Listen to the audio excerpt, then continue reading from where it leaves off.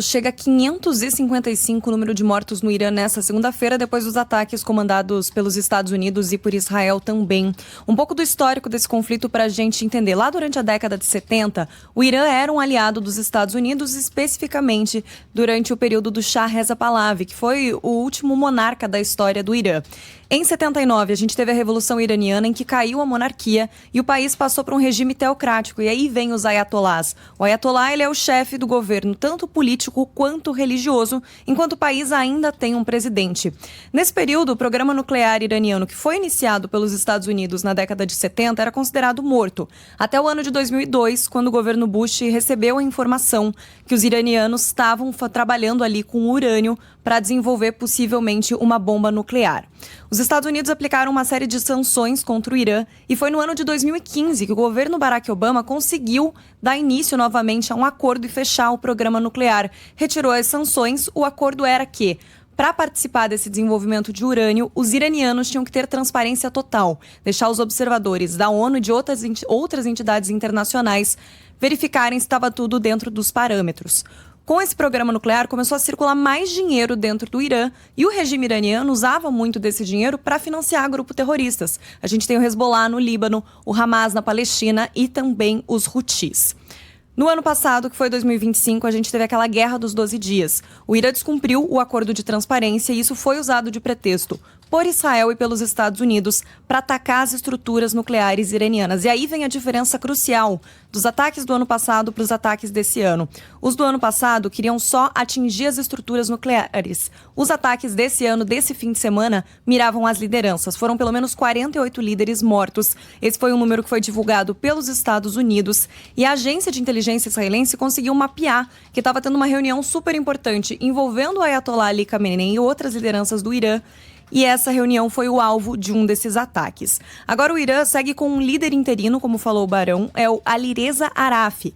E eles colocaram também um novo líder para a Guarda Revolucionária. Guarda Revolucionária é um órgão extremista ali do exército do Irã, que para os Estados Unidos e para Israel é lido como um grupo terrorista. O embaixador do Brasil no Irã, o André Veras Guimarães, destaca o corte das comunicações no país. Em uma mensagem enviada à Band, ele destacou a instabilidade de conexões também pela internet e nas ruas o clima é de incerteza. A grande maioria deixou de transitar pelas ruas, até por própria indicação do governo. Estão ansiosas, estão preocupadas, principalmente sobre o que virá depois. Se nós observarmos as afirmações do presidente Trump, ele diz que os ataques continuarão até que o regime caia.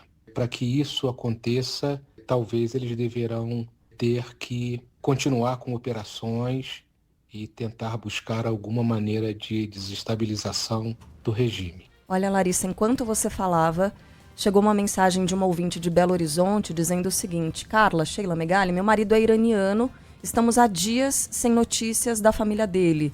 É muito difícil essa situação, mas temos fé que será para algo melhor. Aquele governo é algo terrível, mas imagino toda a tensão na casa da Ana, que é de Belo Horizonte, ouvinte aqui da Band News FM. Tentando contato com o outro lado do mundo. E a situação é de instabilidade para os próprios iranianos. O ex-embaixador do Brasil no Irã, o Eduardo Gradiloni, avalia que esses ataques podem consolidar ao invés de enfraquecer o regime iraniano e podem inclusive ser usados para justificar repressões. O estrago pode ter sido, em termos de danos materiais, vidas humanas, etc., mas também pode ser um outro estrago, que é justamente o que o povo iraniano mais teme. Você dá mais pretexto para o regime iraniano, que envolve o governo formal e todas essas esferas de poder, se justificarem mais ainda para repressões. E aí, para amarrar aqui, a questão é, eles tiraram as lideranças, mas o Irã dá os sinais que quer continuar com o regime. Com esse novo líder da Guarda Revolucionária, com um chefe interino, e a questão é quem é o próximo ayatolá. O Irã não está dando sinais que pretende ceder, abrir mão do governo, do comando do país. O próprio regime iraniano era alvo de uma série de protestos, os protestos da geração Z, como ficaram conhecidos, pessoas indo às ruas contra o regime, repressão muito dura contra esses manifestantes, e a gente não sabe exatamente o que acontece daqui para frente. Bom, chamando as coisas pelo nome que elas têm, rapidamente, esse é um ataque, uma série de ataques, ou início de uma guerra calcado em mentiras, né? O que a gente viu acontecendo no Iraque no começo dos anos 2000 está ocorrendo praticamente de forma idêntica agora, só que num país que tem muito mais influência e muito mais capacidade de se defender do que o antigo regime iraquiano, ou seja, o mundo é colocado muito mais em risco do que naquela época. E o Cazuza tinha razão quando dizia que ele via o futuro repetir o passado, né? Porque a história é exatamente a mesma.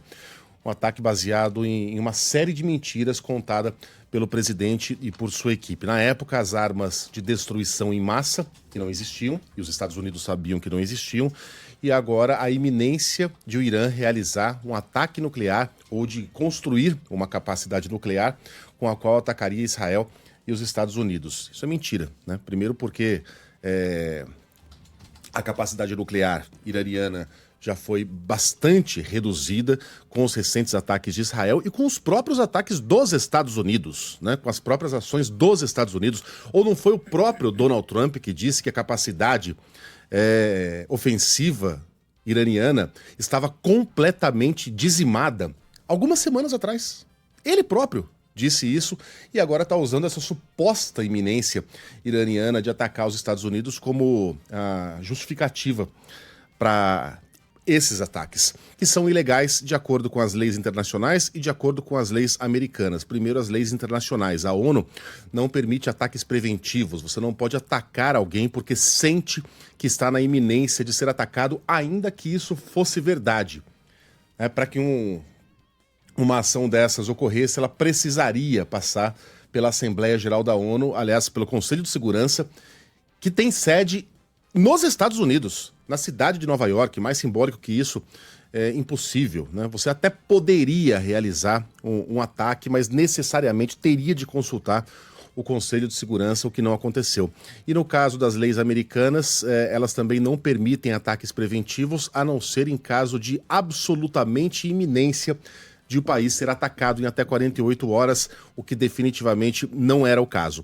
Portanto, Trump desrespeitou as leis internacionais, as leis americanas, com base apenas em mentiras, né? Tendo tudo isso como base factual para o que está acontecendo no Iraque, nós podemos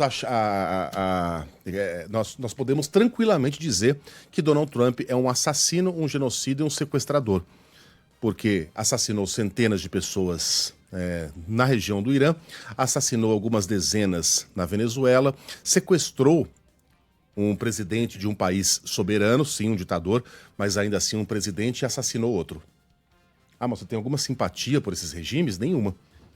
Nenhuma. Zero simpatia por qualquer regime autoritário. Mas o meu desprezo pelo autoritarismo de Maduro e do regime dos ayatolás tende a se estender também ao autoritarismo dos Estados Unidos, tá? Por uma questão de honestidade intelectual.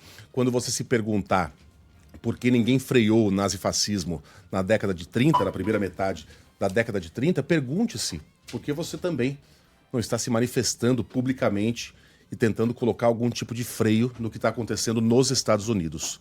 Porque, mais uma vez, o futuro está repetindo o passado.